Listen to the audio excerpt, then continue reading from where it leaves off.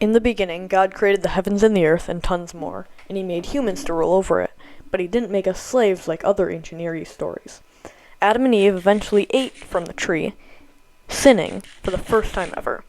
They try to hide from God after they sin, but they get caught and locked away. They eventually have Cain and Abel, and they grow up constantly sacrificing to God.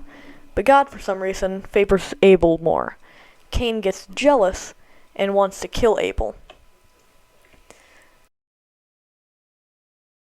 After sin sneaks into the party, everyone becomes evil, and God says, nah, they're gonna die and stuff. Except Noah. He's cool. So God tells Noah to build the ark, and Noah floats for 40 days and 40 nights. Usually, people in ancient Near East stories after a flood would have to feed God, or their God. But Noah doesn't have to, because God isn't like other gods. After the 40 days, Noah and his crew leave the ship, and Noah goes on to live his normal life.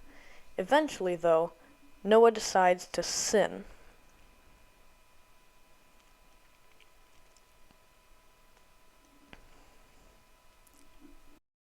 Some people come together and try to build the Tower of Babel for the gods to come down to Earth.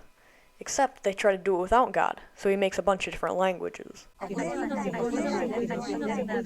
All the people flee and eventually fill the land. Cool thing was, God came down without the tower, and that's exactly what they built it for.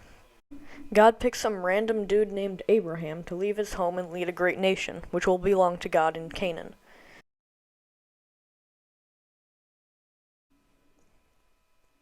He has kids, Isaac, Jacob, and Joseph, and they become the foundation of Israel's beginnings.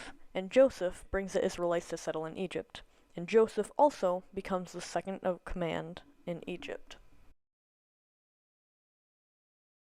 Way in the future, the Israelites get themselves into a sticky situation, which is slavery.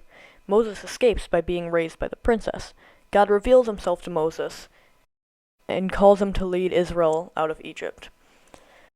Moses and Aaron try to show Pharaoh who's boss, and Pharaoh eventually lets the Israelites go. Moses miraculously splits the Red Sea, and they all cross through, but Pharaoh plots to chase after him. He and his army go chasing after him, but the waters close in. Israel gets led into the wilderness, but they become grumpy. God tells Moses to talk to a rock, but he hits it instead. There's still bread, and there's a bunch of quail that the Israelites can eat. They go to war, and they destroy them with God's power, which is in Moses' staff. Moses goes to Mount Sinai and gets the 10 Commandments. But the Israelites are like, yes, we should worship God through cows. But Moses gets angry and throws one of the 10 Commandments stones off the mountain and it breaks. Getting ready for war, God wants a census. He cleanses the sinful people in the camp as they get ready for war. The Levitical priests are dedicated to preach to the other 11 tribes, and they celebrate the second Passover and head away from Mount Sinai. They send 12 spies into the Promised Land, 1 from each tribe. 10 of them come back with bad news about giants and stuff, and God decides to not let them enter. Moses also gets brutally denied from entering the Promised Land because he slapped the rock instead of speaking to it. Aaron dies, and Israel decides to rebel. God sends serpents to kill the Israelites, but Israel is healed by looking at the bronze serpent. This is because the people that died from that didn't rely on God, which was the serpent. A prophet Balaam is hired to curse Israel, but it backfires and he blesses them instead because God made him do so. More laws are given about the Promised Land, and Israel prepares for an invasion.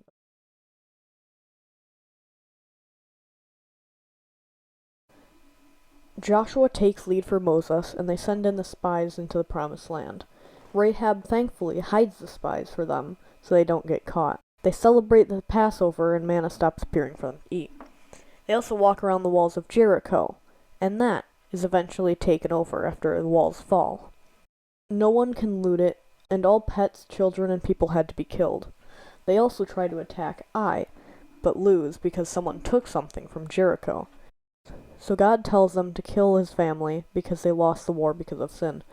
The Israelites attack Ai again and win.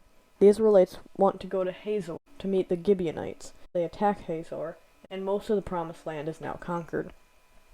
God instructs Joshua about the division of land, and the tribes receive land and more instructions about unconquered land. Joshua helps everyone renew their covenants with Israel and God before he dies.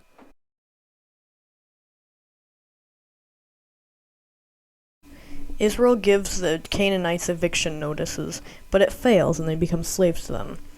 A new generation takes over, but they ignore God. The Israelites begin to worship Baal and lose battles because they are without God. Then a cycle starts. The Israelites sin, get enslaved, cry out to God, God sends a judge, Israel gets delivered, Israel serves the Lord. And that happens 6 times. Samson is the 6th judge, but he's a bad judge. He dies, and then Israel has no judges. Without a judge or a king, Israel has no guides, so they make their own rules on what is right and wrong. Everyone becomes evil and sinful and starts to kill each other. God chooses Samuel as a king, and the priests, Eli, and his wicked sons die.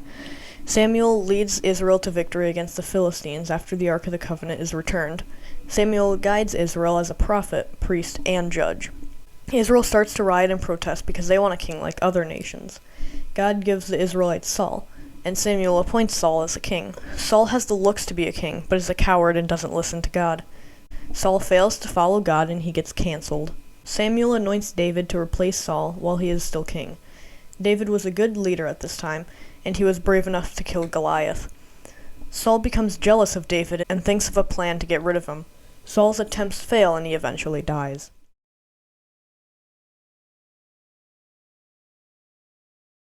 David becomes king and conquers Jerusalem and brings the Ark of the Covenant by dancing. David wants to build a temple for God, but God declines. God says, "I will build a house for David," and that's the Davidic covenant.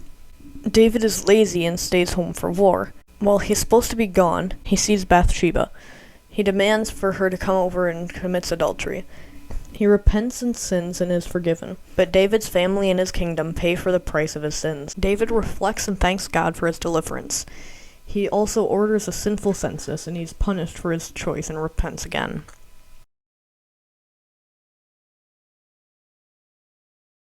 David appoints Solomon as king. Right before he dies, he gives Solomon a hit list for him to kill. Solomon builds a temple and asks for wisdom. He sins and ends as a foolish Solomon. Solomon dies and his son Rehoboam becomes king. Jeroboam rebels and forms the northern kingdom.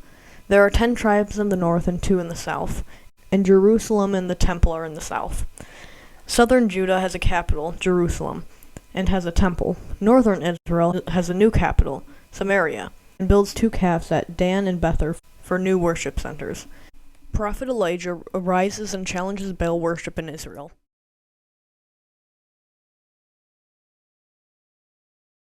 Elisha asks for a double portion from Elijah just before Elijah ascends to the heavens in a chariot of fire. With Elijah's power, Elisha performs many signs.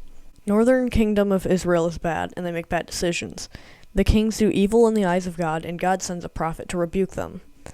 But the kings don't want to listen to prophets. God takes away his protection, and Assyria attacks Israel to take them over. 150 years later, many of the southern kings, not as many as the northern Israel, start doing evil in the eyes of God. God sends prophets again to rebuke the kings. Babylon attacks Judah and takes them into captivity. The king of Persia decrees 50,000 Israelites to return home. They return to Israel and rebuild the altar and temple. Zerubbabel rejects help from local Israelites because they aren't pure. The king of Persia decrees 2,000 more Israelites to return home. Ezra returns to bring spiritual renewal by reinstating the law of Moses. Ezra forces the true Israelites to divorce non-Israelite wives. The king of Persia decrees Nehemiah can return to rebuild Jerusalem's walls. Nehemiah returns and organizes the rebuilding of Jerusalem's walls, but he faces opposition from the wall building from locals. Ezra and Nehemiah read Moses' law for 7 days and call people to a renewal of Mosaic covenant. Nehemiah tours the city and finds everyone to be unfaithful. He then prays to God to remember that he tried to call Israel to be faithful to the Mosaic law.